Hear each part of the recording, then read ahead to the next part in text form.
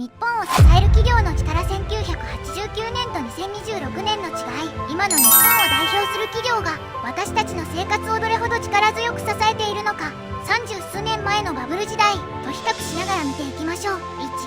1、ランキングで見る中身の大変化。まずは1989年と2026年の時価総額ランキングです。10位から順にカウントダウン形式で並べると、その顔ぶれと金額の桁の違いに驚きます。1989年バブル絶頂期のトップ10。当時は銀行がランキングをほぼ独占していました。10位東京電力約 6.4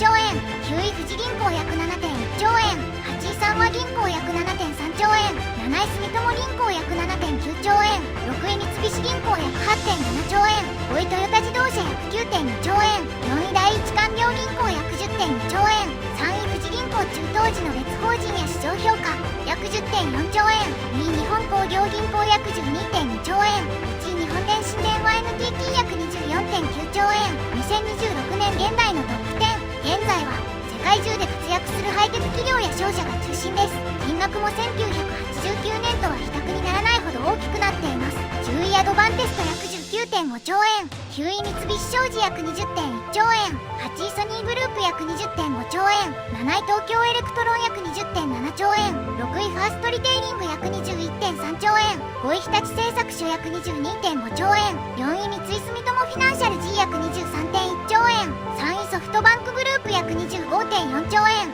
2位三菱 UFJ フィナンシャル G 約 35.5 兆円、1位トヨタ自動車約 57.4 兆円。1989年は国内の銀行が強かった時代でしたが、2026年はトヨタを筆頭に世界で稼ぐ実力派が日本を引っ張っています。特に1位のトヨタは30数年で時価総額が約6倍にまで成長しました。2、雇用と納税。日本を支える心臓としての役割。企業が大きくなることは単に株価が上がることではありません。私たちの仕事や税金を支える力が強くなることを意味します。1989年当時の銀行はお金を貸すことで利益を上げていましたが、直接雇っている人数は各社数万人程度でした。しかし2026年のトヨタ自動車はグループ全体で約38万人もの人を直接雇っています。さらに部品を作る会社や物流など関連する仕事を含めると日本中で約550万人もの雇用を支えています。これは日本の働く人の10人に1人が何らかの形で自動車に関わる仕事で生活しているという計算になります。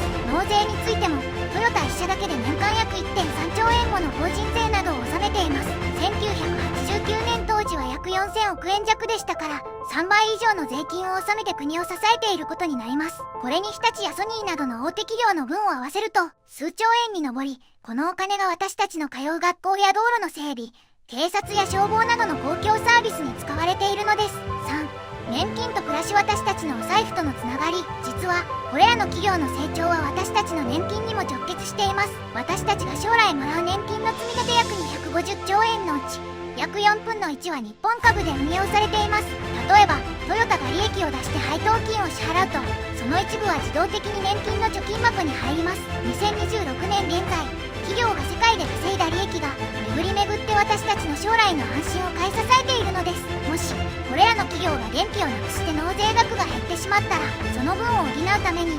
私たちの消費税や所得税がもっと高くなったり、医療や教育などのサービスが受けにくくなったりするかもしれません。今のトップ企業はいわば日本社会のセーフティネットとしての役割も果たしているのです。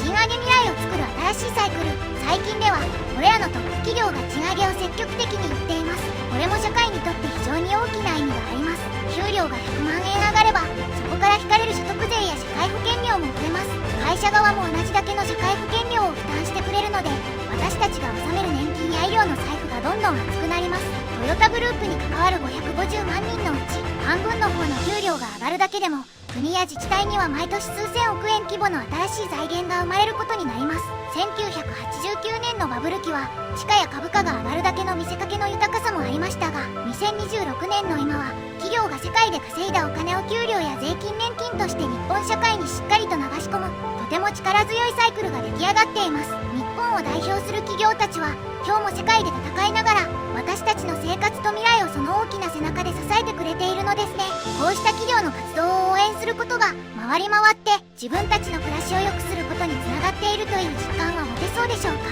この情報が役に立ったらいいねと高評価お願いします。